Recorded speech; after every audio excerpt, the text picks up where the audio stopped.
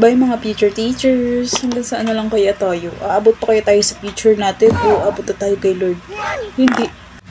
Hi guys, ngayon magagawin po natin is mag-get ready with me tayo. And ako lang pala. Kaya nga with me. Ayan.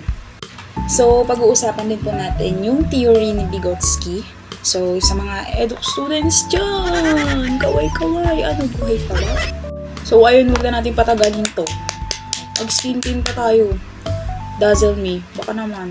Charis. Di na talaga natin to patatagalin to. Kasi 120 seconds lang to. Ewan ko. Blend ko lang to mga ate ko. Wait lang.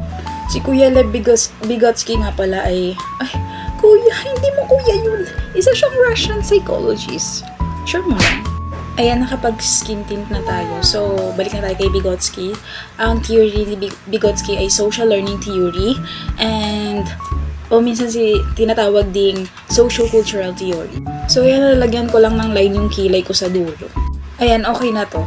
So, ayan, hindi ko na naipakita, nag-eyeliner at nag-blush on ako. So, balik tayo kay Vygotsky. Si Vygotsky kasi ang nagsabi na ang learning is social. So, naniniwala siya na ang bata ay natututo sa social interaction, sa environment at sa culture niya. So, hindi lang basta individual learning, kundi learning from through others. Ayan. So, may tatlong concept si Vygotsky, yung ZPD, yung scaffolding, at yung MKO.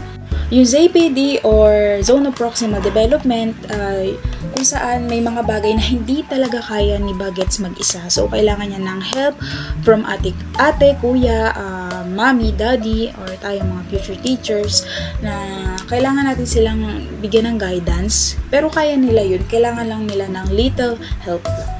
So, ayan, pagkatapos natin mag-blush on tsaka mag-eyeliner, ay maglalagay naman tayo ng eyelash. Bugs, o diba? Pakak. Ka. Sino ka dyan? Tama na yan. Balik na tayo sa pinag-uusapan natin kanina. Ayan. Arte. So, yung scaffolding, yun naman yung support na binibigay natin sa kanila habang natututo sila. Ang ingay mo. Oo. For example, si bata is hindi pa marunong mag-cut ng shape. So, andito tayo para ito ako, si Miss Universe. Hindi. Walang pang Miss Universe. Sobra cut eh.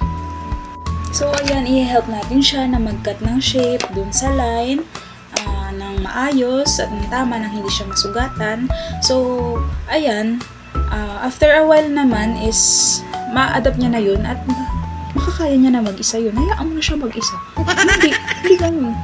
So, ayan, tatapusin ko lang itong final look. Kung mag-lipstick ako, ayusin ko yung buhok ko, na-aura. Hindi. So, ayan, this is my final. Napaka-simple lang kasi simpleng tao lang. Hindi. Ayun, balik tayo. Kaya gustong-gusto ko si Vygotsky kasi naniniwala siya na ang learning is not a solo journey. Kaya ako as a future teacher, na medyo madaldal, machika, bet ko talaga yung mga learning na learning happens best kapag may kasamang kulitan, kwentuhan, tsaka chikahan, alam mo na. At yun lang, doon na nagtatapos ang ating kalandian. Sana may natutunan kayo sa akin. Maraming salamat po sa panonood at pagkita-kita pa po tayo sa mga susunod.